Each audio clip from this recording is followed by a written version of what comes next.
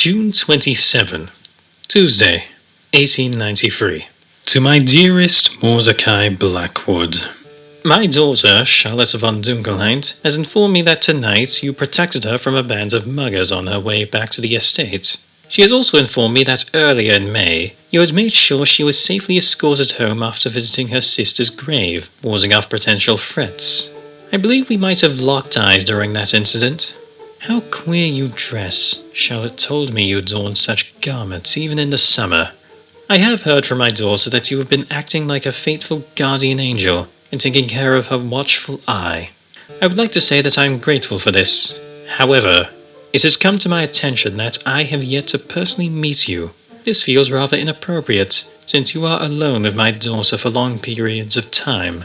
We should arrange for a meeting, so I may know the man behind the mask that my child spends so much time with. Always truly, Graf von Dunkelheit. Sunday, the 29th of June, 1893. 11 o'clock. I just received a letter from Miss Dunkelheit's father, hand-delivered by Charlotte Dunkelheit herself.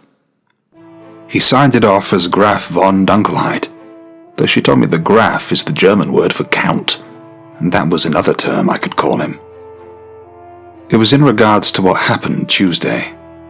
The other day, after she'd left from one of our sessions, I happened upon Miss Dunkelheit being buggered by some strangers on the street. I was unsure if these people meant to do than just mug her. If they'd leave things off with just thievery, or things would escalate further.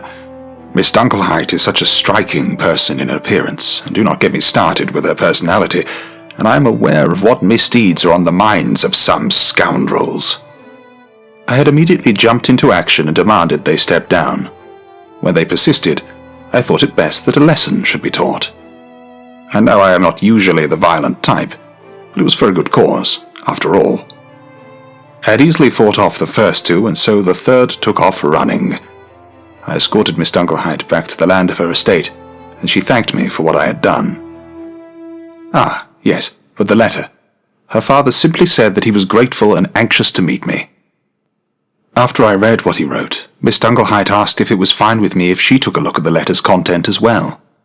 She was almost anxious in this request, but I was unhesitant to oblige.